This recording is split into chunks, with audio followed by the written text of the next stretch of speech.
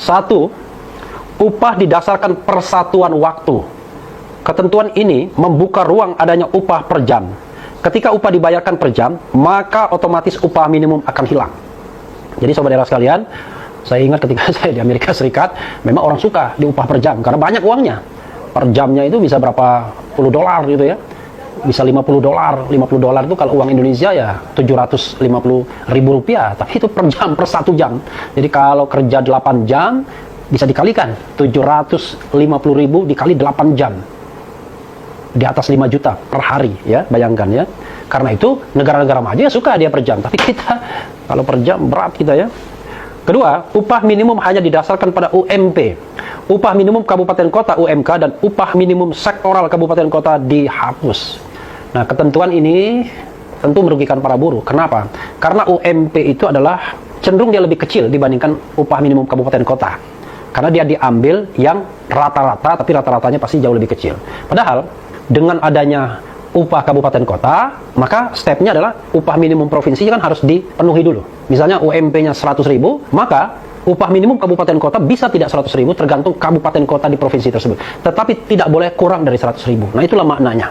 Jadi dengan menghilangkan upah kabupaten kota, maka menghilangkan kesempatan buruh pekerja untuk mendapatkan UMP yang lebih besar. Ya, mendapatkan upah yang lebih besar dari UMP. 3. Sanksi pidana bagi pengusaha yang membayar upah di bawah upah minimum dihilangkan. Coba bayangkan ya.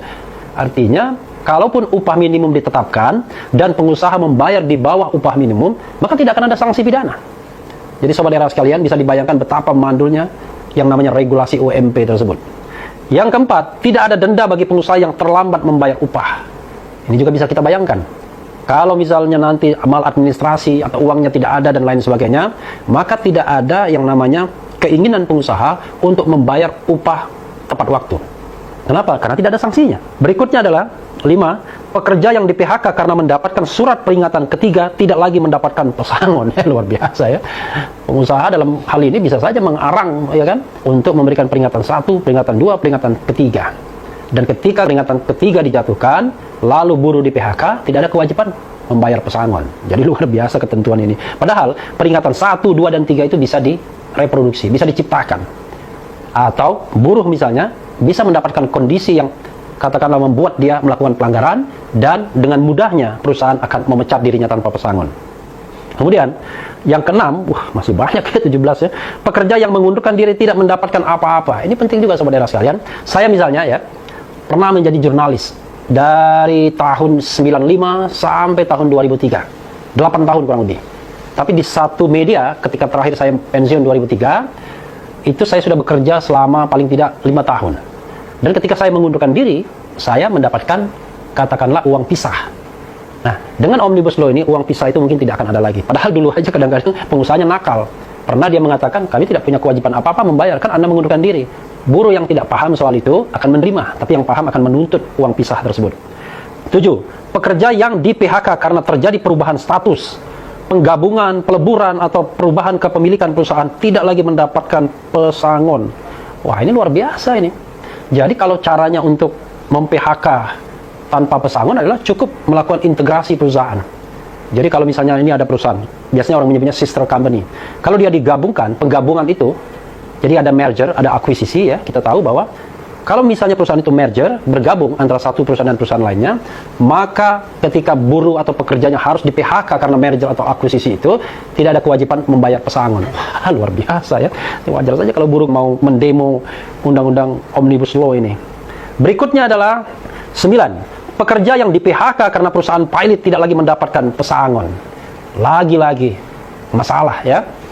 Karena kita tahu, saudara sekalian, pengusaha atau perusahaan yang pilot itu harus membayar kewajiban terlebih dulu kepada pihak ketiga. Jadi yang jadi persoalan adalah tidak ada kewajiban kepada buruh atau pekerja sebagai pihak ketiga. Jadi yang akan di-entertain barangkali adalah para investor. Mereka yang memiliki piutang terhadap perusahaan yang pilot tersebut. Tapi kewajiban terhadap buruh dan pekerja tidak ada lagi. Jadi itu yang luar biasa juga. Poin 10 berikutnya adalah pekerja yang meninggal dunia kepada ahli warisnya tidak lagi diberikan sejumlah uang sebagai pesangon. Wah, ini sih, kalau ini sih zalim ya. Padahal kita tahu bahwa kematian itu sendiri sudah duka bagi ahli waris, tapi perusahaan tidak memberikan kewajiban pesangon. Yang terjadi adalah, ya barangkali nanti terserah perusahaannya, boleh memberikan, boleh tidak. Padahal bisa jadi dia meninggal dunia karena sedang menjalankan tugasnya. Dan ini harus diklarifikasi lagi yang seperti ini ya.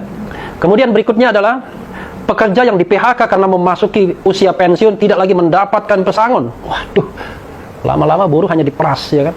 Jadi sobat daerah sekalian begini, kalau kita kaitkan dengan kesejahteraan di negara-negara maju ya, seperti Belanda, negara-negara Skandinavia, mereka memang besar pajak. Jadi seorang buruh, seorang pekerja, itu kadang-kadang penghasilannya itu dipotong 30, 40, 50%, sampai 50%. Di Denmark kalau tidak salah mungkin sampai 60%. Tetapi jangan lupa, uang yang dipotong itu memberikan kesejahteraan kepada buruh dan kepada pekerja ketika mereka pensiun dari perusahaan tersebut. Dan ketika mereka pensiun, mereka jelas penghasilannya per bulan sampai meninggal dunia. Kalau kita bayangkan, ketika di PHK, tidak perlu atau tidak ada pesangon. Nah ini masalah yang luar biasa, ya, sobat daerah sekalian.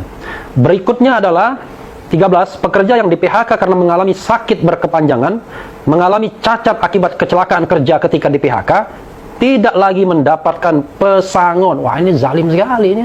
Saya kira hanya, ini mohon maaf ya sobat daerah sekalian, kalau kita lihat poin-poin ini hanya iblis saja barangkali yang membuat undang-undang seperti ini ya.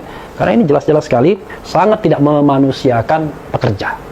Bayangkan coba betapa lemahnya posisi pekerja. Jadi saya membaca berdasarkan poin-poin KSPI ini. Kadang-kadang begini, kalau kita membaca undang-undang sobat daerah sekalian, ada yang namanya reading between the lines. Satu pasal seolah-olah nggak ada masalah. Padahal di balik pasal itu ada sejumlah konsekuensi.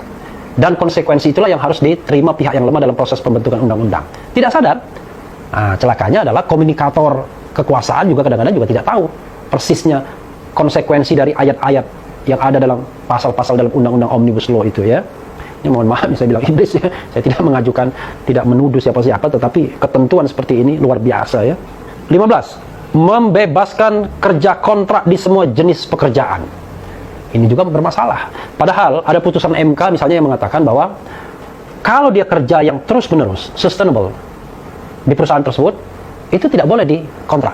Kita tahu bahwa putusan MK itu sendiri kadang-kadang juga tidak diikuti oleh perusahaan. Sebagai contoh misalnya, pegawai lemah, driver, cleaning service misalnya, itu selalu dikontrak. Padahal mereka bekerja tiap hari. Pekerjaan tersebut adalah pekerjaan yang sustainable, setiap saat. Jadi bukan pekerjaan musim-musiman. Jadi yang bisa dikontrak itu adalah pekerjaan musiman. Contoh misalnya, ini katakanlah saya membuat konten YouTube seperti ini, saya meng-hire orang. Boleh ya itu.